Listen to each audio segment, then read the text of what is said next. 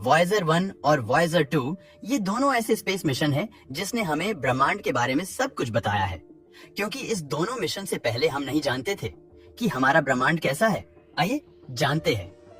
Voyager 1 और Voyager 2 की कहानी को वॉयेजर 2 को 20 अगस्त 1977 को लॉन्च किया गया था और वहीं वॉयेजर 1 को अगले महीने 5 सितंबर 1977 को लॉन्च किया गया और इनका मिशन था ब्रह्मांड के रहस्यों को उजागर करना। उस वक्त में हम अपने खुद के सोलर सिस्टम के बारे में भी अच्छे से नहीं जानते थे। सैटेलाइट जैसी दिखने वाली ये दोनों मशीनें हमें हजारों चीजें बताने वाली थी। इन्होंने आज इंटरस्टेलर स्पेस में प्रवेश कर लिया है, लेकिन इससे पहले इन्होंने मानव जाति की सोच और खोज को पूरी तरह से बदल दिया। इस लेजेंडरी मिशन ने हमें बताया कि हमारी धरती का चंद्रमा सौर मंडल के सबसे बोरिंग चंद्रमा में से एक है। असली जादू तो जुपिटर और सैटर्न के चंद्रमा पर हो रहा है। इस मिशन ने जिस तरह की जानकारी सैटर्न और जुपिटर के मून्स के बारे में दी थी, इसलिए पूरी साइंटिफिक कम्युनिटी को हिलाकर रख दिया। इन चंद्रमा को ठंडा और मरा हुआ होना चाहिए था, लेकिन यहाँ तो ऐसी एक्टिविटीज दिखाई दे रही थी जिनके बारे में हमने कभी नहीं सोचा था। इस कहानी की शुरुआत होती है साल 1979 से। लिंडा वो साइंटिस्ट थी जिनका काम था वॉयेजर मिशन से प्राप्त हुई इमेजेस को ऑब्जर्व करना। जब वॉयेजर जुपिटर के पास से गुजर रहा था, तब उसने कई सारी तस्वीरें धरती पर भेजी। इन तस्वीरों में जुपिटर की चंद्रमा को और अच्छे से देखा जा सकता था। ऐसा लग रहा था जैसे इंफॉर्मेशन की बारिश हो रही हो। लिंडा को सोने तक का वक्त नहीं मिल रहा था। 4 मार्च 1979 को लिंडा ने पहली बार जुपिटर के मून आयो के फोटो देखना शुरू किया। सभी वैज्ञानिक इस चंद्रमा की सतह पर एक दिल का शेप देख पा रहे थे, लेकिन किसी को पता नहीं चल रहा था कि ये एग्जैक्टली क्या है। ये इमेजेस इतनी अच्छी क्वालिटी की नहीं थी, लेकिन इसने वैज्ञानिक की जिज्ञासा जरूर बढ़ा दी थी। लिंडा को थोड़ा बहुत आइडिया आ गया था कि वो क्या देख रही है, लेकिन बिना ठोस सबूत के वो कुछ भी नहीं कहना चाहती थी। चीजें उस जगह से बदलनी शुरू हुई जब लिंडा ने वॉयेजर 2 द्वारा खींची गई तस्वीरें देखी।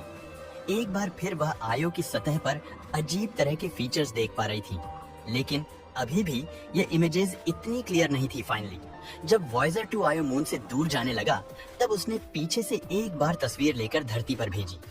इस फोटो को देखकर लिंडा तुरंत समझ गई कि वह ऐसी पहली इंसान है जिसने जुपिटर के चंद्रमा आयो पर लावा के फाउंटेन देखे हैं। धरती से करीब 350 मिलियन माइल्स दूर आयो पर एक बड़ा सा ज्वालामुखी था और उसके अंदर से उभरता हुआ लावा कई फीट ऊपर आसमान में उछल रहा था। पूरी साइंटिफिक कम्युनिटी अचंभे में आ गई। सूर्य की गर्मी से 500 मिलियन माइल्स दूर यहाँ एक चंद्रमा मौजूद था, जहाँ पर गर्म गर्म लावा फ्लो हो रहा था। इतनी दूर तो इस ग्रह को बस एक बर्फ का गोला होना चाहिए था, लेकिन वॉयेजर मिशन ने बताया कि जुपिटर के भारी ग्रेविटेशनल पुल की वजह से आयो पर मौजूद पत्थर लावा फेंक रहे हैं, और तो और वहाँ पर लावा की पूरी नदी बह रही है। मैं आपको बता दूं कि आयो पर मौजूद कुछ लावा के फाउंटेन तो 400 किलोमीटर ऊपर तक उछल रहे थे। जुपिटर तो बस एक शुरुआत थी। वॉयेजर तो अभी और भी बड़े झटके देने वाला था। कैरोलिन पोर्को ने साल 1993 में वॉयेजर मिशन को ज्वाइन किया। जब वो सैटर्न के चंद्रमा को ऑब्जर्व कर रहे थे, तब कैरोलिन ने कहा कि सैटर्न के चंद्रमा की इस डिस्कवरी ने वैज्ञानिक से भरी एक पूरी बिल्डिंग की श्वास रोक दी थी। जब वॉयेजर ने इंफॉर्मेशन से लैस रेडियो सिग्नल्स को धरती पर भेजा और जब रेडियो साइंस टीम ने सैटर्न के चंद्रमा टाइटन के सरफेस की जानकारी को डिकोड किया, तो उन्हें पता चला कि यहाँ तो लिक्विड नाइट्रोजन होने के सबूत दिखाई दे रहे हैं। कुछ दिनों बाद वैज्ञानिक ने अपनी ही बात को बदल दिया और कहा कि टाइटन के ऊपर लिक्विड नाइट्रोजन नहीं, बल्कि लिक्विड मीथेन बह रही है। वॉयेजर टाइटन के थिक वातावरण को भेद नहीं पा रहा था, इसीलिए हम केवल अंदाजा ही लगा सकते थे कि इसकी सतह पर एक्चुअली में क्या है। फाइनली आगे जाकर कसीनी स्पेसक्राफ्ट ने टाइटन की अच्छे से रेडार मैपिंग की। इसमें हमें पता चला कि टाइटन पर हाइड्रोकार्बन की नदियां फ्लो हो रही हैं। मीथेन और इथेन से भरी हुई नदियां पूरे के पूरे टाइटन पर मौजूद थी।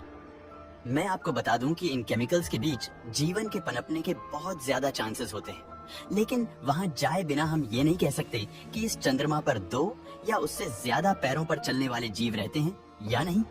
टाइटन की डिस्कवरी ने जरूर वैज्ञानिक को अचंभे में डाल दिया था, लेकिन अभी भी एक और डिस्कवरी होनी बाकी थी, जो वॉयेजर मिशन को सच में एक लीजेंडरी मिशन में बदलने वाली थी। और ये डिस्कवरी थी सैटर्न का चंद्रमा एनसेलेडस। जब वॉयेजर ने इस चंद्रमा के फोटोज धरती पर भेजे, तो वैज्ञानिक बहुत ही ज्यादा शॉक हो गए। ये चंद्रमा सूरज से करीब 900 मिलियन माइल्स की दूरी पर था। यहाँ पर तो बहुत सारे क्रेटर्स होने चाहिए थे। क्रेटर्स यानी बड़े बड़े गड्ढे जो एस्टेरॉयड के प्लेनेट पर गिरने से बनते हैं। आप हमारे चंद्रमा पर भी इस तरह के क्रेटर्स देख सकते हो, लेकिन एनसेलेडस की पूरी सतह बहुत ही स्मूथ थी। हमें पता चला कि यहाँ के सभी क्रेटर्स क्रायो ज्वालामुखी की वजह से मिट गए थे। इस चंद्रमा पर लिक्विड आइस फ्लो हो रही थी। किसी ने भी नहीं सोचा था कि एनसेलेडस मून की सबसे बड़ी डिस्कवरी होगी, लेकिन सारे सबूत इस बात के ऊपर इशारा कर रहे थे कि हम एक आइस वर्ल्ड को देख रहे हैं।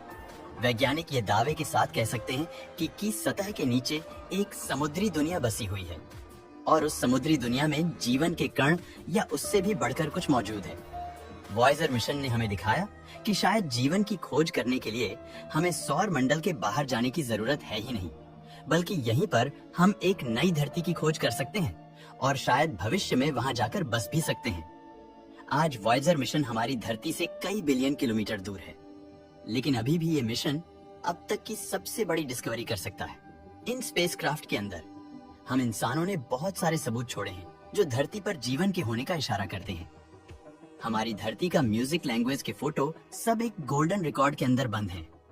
अगर आउटर स्पेस में कोई सभ्यता वॉयेजर स्पेसक्राफ्ट को देख लेती है तो उन्हें हमारे होने के बारे में जरूर पता चल जाएगा और शायद हो सकता है कि हमारी दी गई जानकारी से वो धरती को ही खोज लें।